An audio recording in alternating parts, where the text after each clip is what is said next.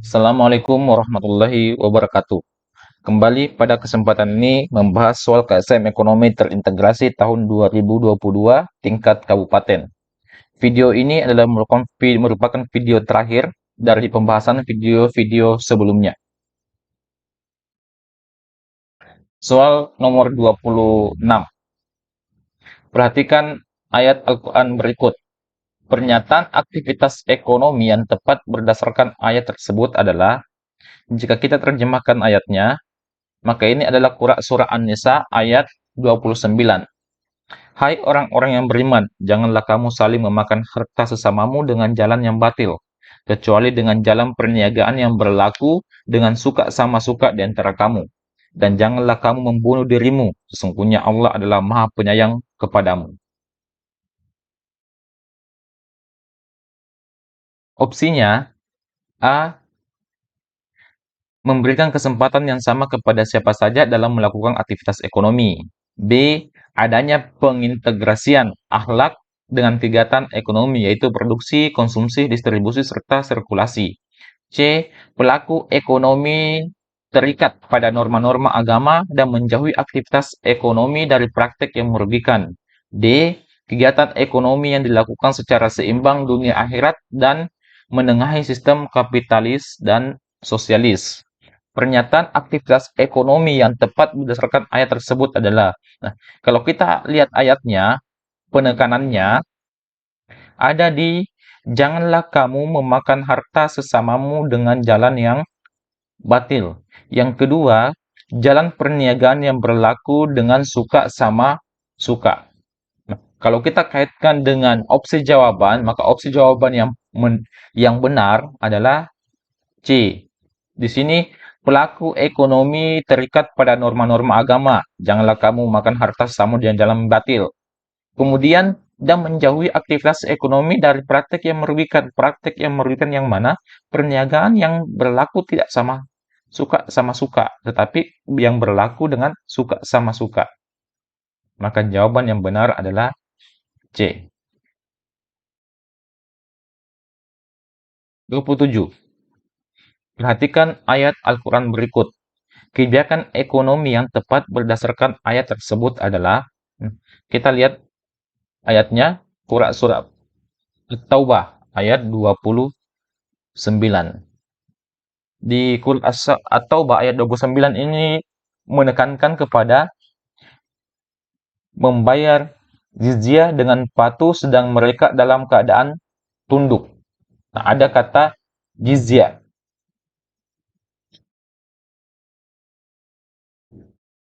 Ini ada kata jizyah.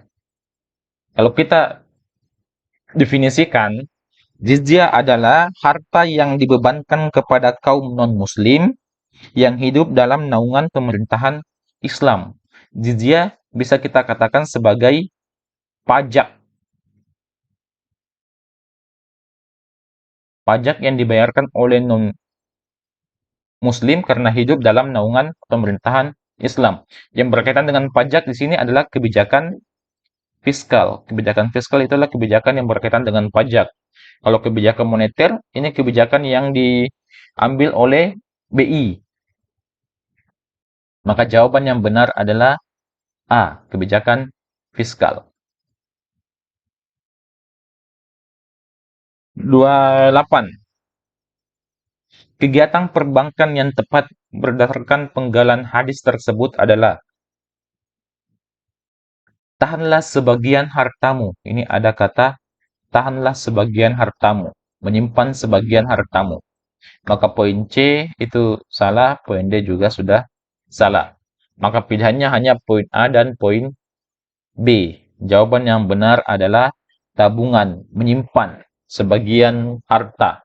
Pendapatan dikurang konsumsi, tabungan, menyimpan sebagian harta. Kenapa bukan deposito? Karena deposito adalah tabungan berjangka. Maka yang benar adalah tabungan. 29. Perhatikan ayat Al-Quran berikut. Persyaratan perdagangan supaya tidak rugi berdasarkan ayat tersebut adalah, kita lihat ayatnya. Surah Fatir ayat 29. Sesungguhnya orang-orang yang selalu membaca Alkitab Allah dan mendirikan sholat dan menafkahkan sebagian dari rezeki yang kami anugerahkan kepada mereka dengan diam-diam dan terang-terangan. Mereka itu mengharapkan perniagaan yang tidak akan merugi.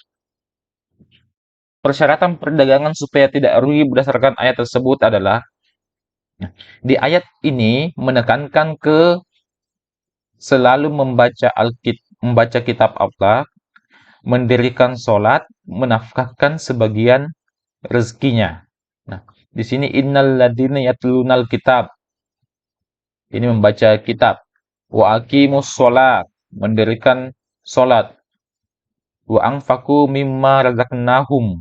Ini membayar zakat.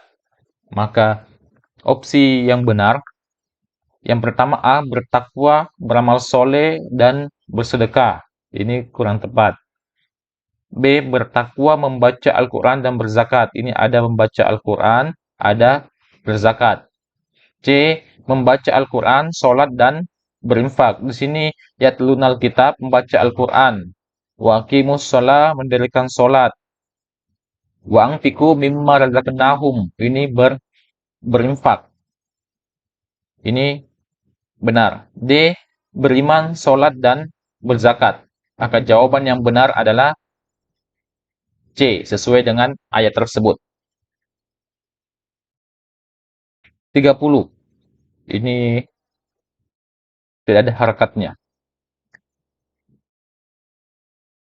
Kalau kita terjemahkan, konsep kejenuhan dalam pola konsumsi masyarakat muslim dalam arti luas adalah A, kematian, B, kemaslahatan, C, kebutuhan, D, asal atau sumber.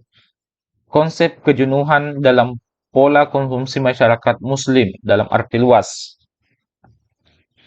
Kalau kita kembali ke soal nomor 15, di soal nomor 15 itu ada soal yang seperti ini. Tujuan konsumsi menurut Islam adalah memaksimalkan maslahat bukan kepada kepuasan.